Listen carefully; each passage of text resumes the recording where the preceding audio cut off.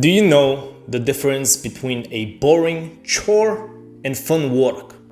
A boring chore is the type of work you just hate doing, and so you have to force yourself to do it each time. While fun work is the type of work you love doing and it's easy to do it all the time. You want to do it. So what if I told you that you can turn what right now feels extremely boring into fun work that you can get obsessed over? This is exactly what I did. So if you want to do meaningful work, but it feels boring or anxiety inducing to you, this video is for you. I walk you through the process of how I turned what was boring for me, aka making YouTube videos, into something I now enjoy doing almost every day. By the end, you should have everything you need to make whatever your work is into something fun. When I started doing YouTube, I felt like I really wanted, the success and the money and the subscribers, and this is why I started making videos. But regardless of the fact that I wanted the positive results, the work actually felt really boring. It would be a real torture to make myself work. I would have this sort of pressure in the back of my head to make a video, but at the same time, I fucking hated making videos. My only choices were to do the boring work, which I hated, or procrastinate and feel extremely guilty that I didn't do the work. And often, guess what? I would procrastinate because I couldn't force myself to work. So instead of making YouTube videos, I would binge watch YouTube videos. I would play video games, which felt 10 times more fun. I would watch movies, just anything to forget that, the work I was supposed to be doing actually existed. And if I did do the work, it just felt incredibly painful, forcing myself to do it each time, the time passing extremely slowly, the mild headaches, feeling like I'm not actually doing the work well. It felt like working without any reward, and it was absolutely terrible. The problem was that I had an abusive relationship with my work on YouTube. Just like a real relationship, if you don't listen to the signs of your partner, it turns sour very quickly. You are currently in an abusive relationship with your work. This is why you hate it so much. It hates you as well. There are two ways you could have broken this relationship. So first, this comes from the author of the book Flow by the psychologist Mihaly Csikszentmihalyi. And let me tell you about the two ways. So the first way is that you demand too little. You had no backbone and you wanted nothing out of the work. So your work right now feels easy, but because it's so easy, it's super boring. There is no excitement, no challenge. This leads to feeling like you can do the work, but oh God, it's such a chore. So for example, I become bored and uninspired to create anything if I do the same YouTube video a few times in a row without challenging myself to do anything new. The second way you could have broken your relationship with work is that you demand way too much. You want so much out of the work relationship that it has turned absolutely toxic. Now your work, instead of making you happy and excited, it causes you anxiety and stress and nervousness. And this leads to feeling like you want to avoid work because you have fears associated with that work. You have negative emotions. So for example, if I hold myself to certain expectations to get views when I'm making a YouTube video and I upload the video and it doesn't get the desired amount of views, I become super anxious to make the next video and I don't even want to make it. I feel like a failure even though I did the work. This is why I tell myself every day before work that I'm making a video for one person only. And if only one person watches the video until the end, that's a good enough video. For more advice on how to be more productive, disciplined, consistent with your work and the good habits, and advice on finding your purpose in life, join the free self-improvement community in which I interact daily. Now it's time for me to give you the specific actionable steps you can take to gamify and get obsessed over whatever work you're actually trying to do and make it really fun. So this is what I did to turn YouTube from something I hate doing to something I actually enjoy doing. So the first thing is to fix the relationship. We need a genuine, positive, emotional connection with the work. If you don't feel inspired and excited about work, like 80% of the time, you don't have a great connection with it. So if you feel anxious about work, to fix the connection, you need to just drop your expectations. If you're playing basketball and you're looking at the scoreboard all the time, you will lose because you're not focused on the pitch, the ball, and the players.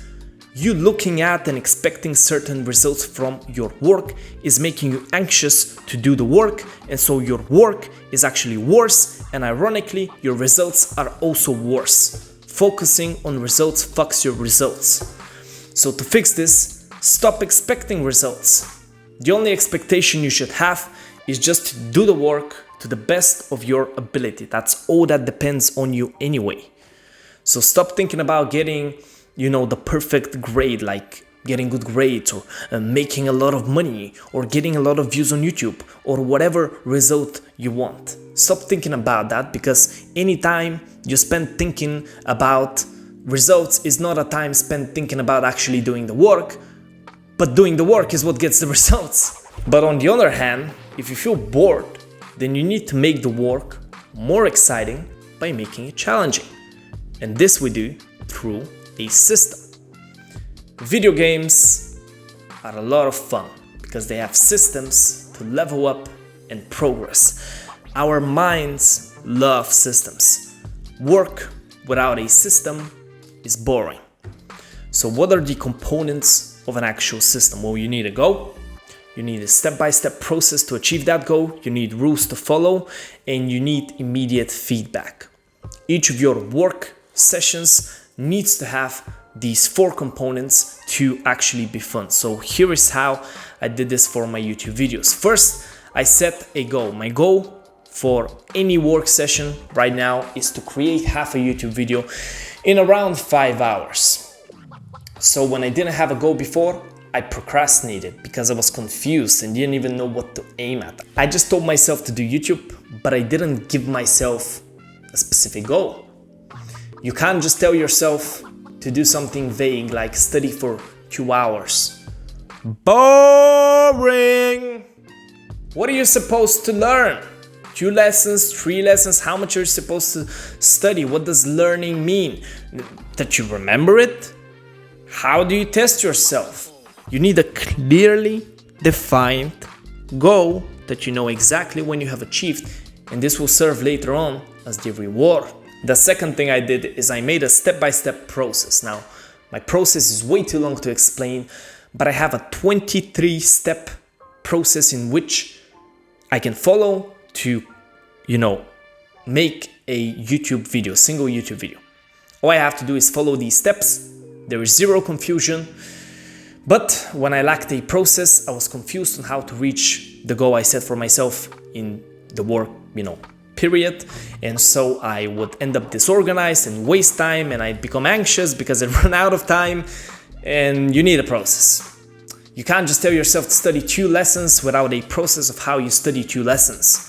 So here is my old process if you have problems with studying, of how I used to study from what I remember. So I counted a lesson I studied only once I completed this process. The third thing I did is create some rules. So my rules currently are just to not get distracted with the internet and to focus on creating some high quality content without cutting corners. When I did not have rules, I would just fail to follow my process, effectively or at all. You can't just follow your process of studying and not have rules of what not to do. Some good rules, for example, are to just not check your phone, not get distracted, and to not leave your desk until you're done. These are good rules. And the final thing I did is I created immediate feedback. And the key word here is immediate. Without feedback that you get during or immediately after doing the work, your brain just doesn't feel rewarded. So of course, when your brain doesn't feel rewarded, it doesn't give you the motivation to actually do the work the next time you try to do it, because your brain doesn't expect the reward. The reward from YouTube can only come after 2 to 3 days, because that's how long it takes to see if the video is doing well after it's uploaded. This is way too slow. Your brain associates the reward with what's in front of it. So not what you did a few days ago or even a few hours ago, even if it's related, your brain doesn't care about that. Your brain cares about what's happening right now. So you can't just expect to study without a reward. The reward from the good grades on the actual official tests is coming way too slowly. It comes way too slowly. So you need to reward yourself in that time before the tests. You can reward yourself by seeing your progress and just being proud of it. AKA, for example, opening all your notes, going through them, flipping through them, and just being proud of yourself for how much work you've done, being impressed, just rewarding yourself just by looking at your work and saying to yourself, oh, this is some high quality shit. This is what I do with my videos. So take a moment to actually do that after each work session. Now, the second way to give yourself a reward is some external reward. Like, let's say you get done with the work, you decide to go out with friends or watch a movie after you're done. Only after. That's very important. So yeah, open a Word document on a computer right now and write down for each work session the goal, the process of achieving that goal, the rules of what you are and you're not supposed to do, and some way of giving yourself immediate feedback. If you do this, your work will become super, ultra, mega, super duper, hilariously, fantastically, awesomely, brutally, mind-bogglingly fun. So join the self-improvement community for more advice from me on how to find your purpose and make amazing progress with your work. Bye.